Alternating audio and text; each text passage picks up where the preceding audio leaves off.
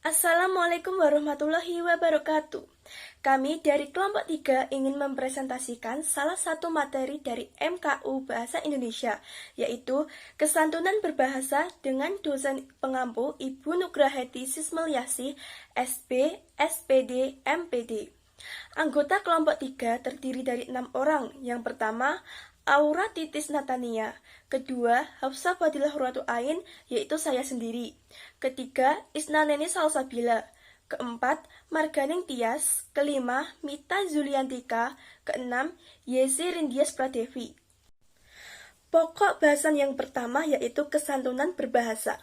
Sopan santun adalah suatu norma dan perilaku yang dianggap khas untuk sebuah situasi tertentu dalam sebuah percakapan yang membantu seseorang untuk lebih menghargai lawan bicaranya. Sopan santun merupakan salah satu pilar karakter yang harus tetap dijaga dan dipraktikkan oleh bangsa Indonesia.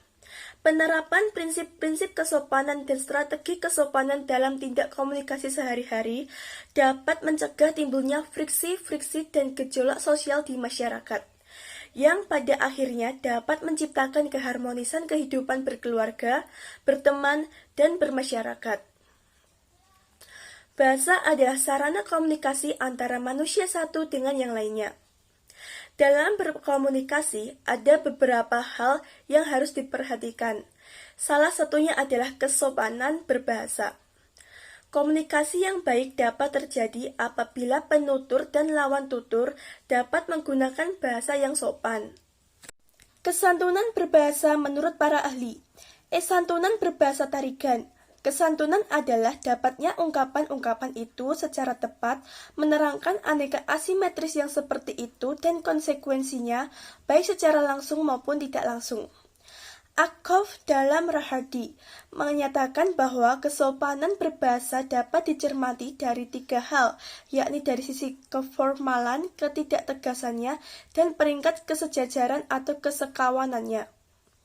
Berdasarkan pendapat di atas dapat disimpulkan bahwa kesantunan berbahasa tidak hanya kesopanan dan kehalusan dalam menggunakan bahasa ketika berkomunikasi melalui lisan maupun tulisan, akan tetapi memerlukan konsep wajah negatif dan positif kepada lawan tutur tergantung situasi dan kondisinya. Prinsip kesopanan. Prinsip kesopanan mempunyai sejumlah maksim, yakni yang pertama, ada maksim kebijaksanaan. Maksim ini diungkapkan dengan tuturan positif dan komisif.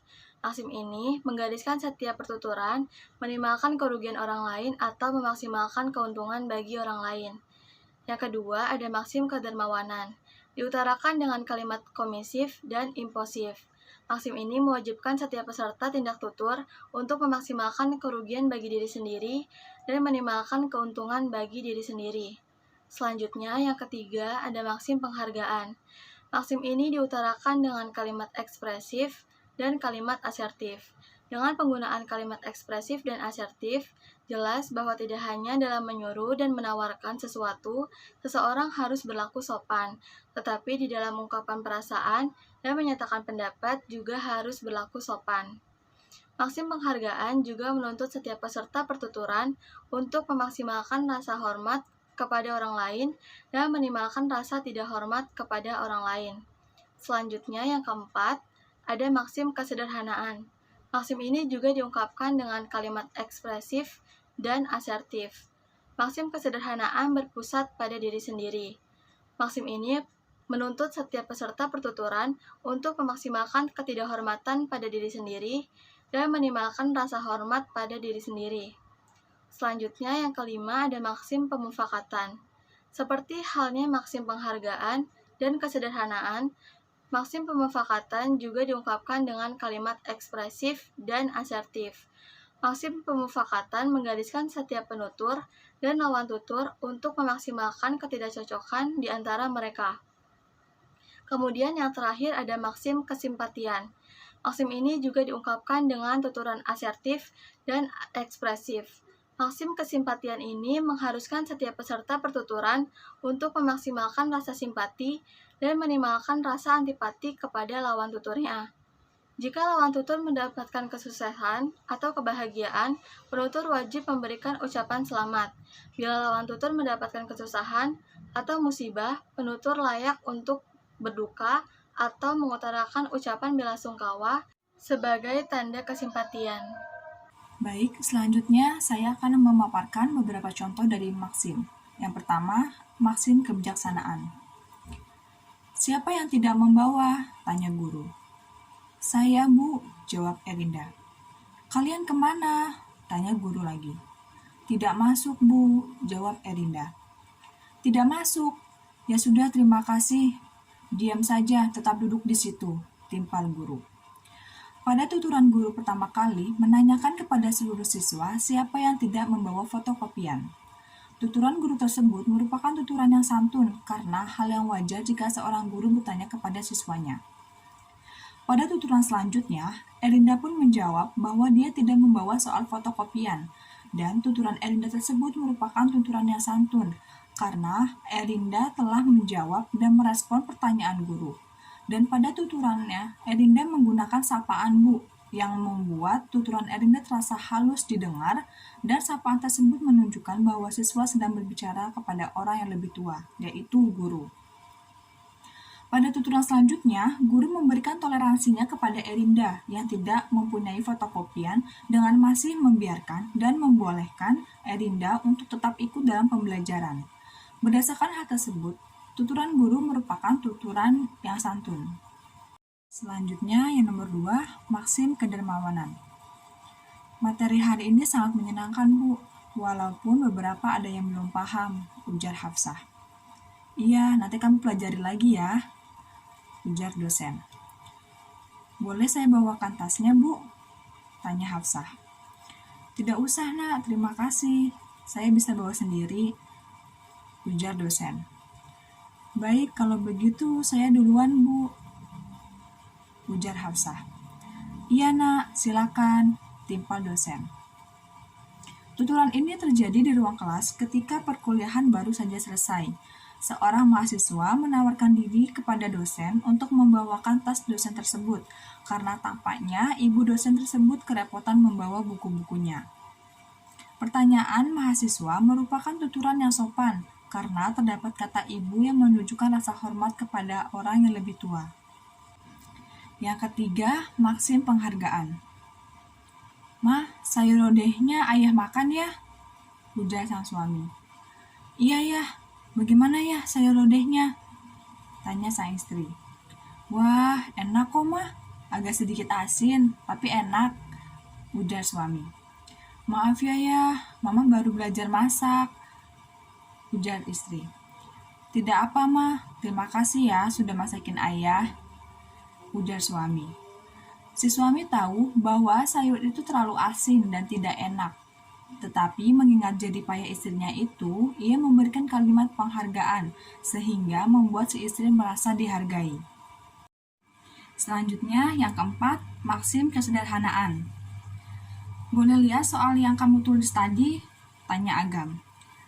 Tulisan saya jelek, nanti kamu tidak bisa membacanya, ujar Rangga. Bisa, jawab Agam lagi. Pinjamlah, ujar Rangga. Saya bawa pulang ya? Tanya Agam. Iya, tapi jangan lama ya, saya mau mengerjakan, timpal Rangga. Tuturan Rangga merupakan tuturan yang santun, sebab Rangga menunjukkan kesederhanaan atas apa yang dimilikinya. Yang kelima, maksim pemufakatan. Yas, kamu nanti datang ke acara ulang tahun Aura kan? Tanya Isma. Datang dong, jawab Dias. Kamu nanti mau pakai dress warna apa, Yas? Samaan dong bajunya, usul Isna. Boleh, warna apa ya? Tanya Dias. Kalau biru bagaimana? Ujar Isna. Ide bagus, kebetulan aku juga suka warna biru, ujar Dias. Oke sip, nanti pakai dress warna biru ya, ujar Isna. Siap, ujar Dias. Tuturan Dias merupakan tuturan yang sopan, sebab Dias menunjukkan respon yang positif, di mana hal tersebut sesuai juga dengan keinginan Dias, sehingga secara tidak langsung terjadi persetujuan. Yang keenam, maksim kesimpatisan. Dias, Kamu kenapa? Kok sepertinya terlihat murung? Apakah sedang ada masalah? Tanya Aura. Iya nih Aura. Aku sedih banget karena kucing kesayanganku mati. Jawab Tias. Innalillahi wa inna ilaihi raji'un. Turut berduka cita ya Tias. Jawab Aura. Terima kasih Aura. Timpal Tias. Aku punya kucing banyak nih. Kamu mau nggak? Tanya Aura lagi. Boleh deh. Nanti antar saja ke rumahku ya Aura. Terima kasih banyak. Jawab Tias. Tuturan Aura merupakan tuturan yang menunjukkan rasa simpati atas kesedihan yang dialami Tias. Yang terakhir, maksim kebijaksanaan yang penggunaannya tidak tepat.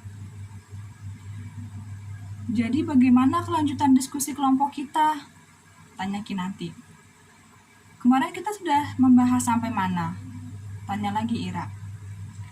Kita sudah mencari materi, hanya tinggal mencari contoh penerapannya saja, jawab Cynthia.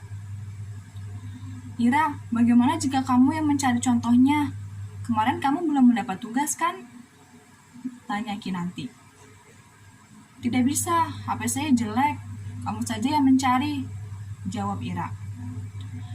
Tuturan Ira merupakan tuturan yang santun namun tidak bijaksana. Karena pada tuturannya, Ira tidak bertanggung jawab atas tugas yang harusnya ia selesaikan. Selanjutnya, saya akan menjelaskan mengenai strategi kesopanan berbahasa. Brondan dan Vincent mengemukakan ada 15 strategi kesopanan untuk mengurangi kekecewaan atau perasaan tidak senang mitra tutur terhadap pelanggaran wajah positif mitra tutur. Di antaranya, strategi yang pertama, penggunaan strategi ini dilakukan dengan cara memperhatikan minat, keinginan, kelakuan, dan barang kepemilikan mitra tutur. Strategi yang kedua, dilakukan dengan memuji dan bersimpati secara berlebihan terhadap mitra tutur. Strategi yang ketiga, dilakukan dengan cara meningkatkan ketertarikan terhadap objek yang sedang dibicarakan. Strategi ini biasanya diperkuat dengan pura-pura ingin terlibat dalam pembicaraan dan mengajukan pertanyaan agar mitra tutur dapat terlibat dalam komunikasi tersebut. Strategi yang keempat, dilakukan dengan cara penggunaan penanda yang menunjukkan kesamaan identitas antara penutur dan mitra tutur. Penanda identitas tersebut dapat berupa leksikon daerah seperti le, ndo, mas, pakde, jargon, slang, dan sebutan-sebutan lain yang menunjukkan penutur dan mitra tutur memiliki kesamaan. Strategi yang kelima dilakukan dengan cara mengulang seluruh atau sebagian tuturan mitra tutur untuk menemukan persetujuan atau kecocokan. Baik, saya Isnani Salsabila akan melanjutkan strategi yang keenam.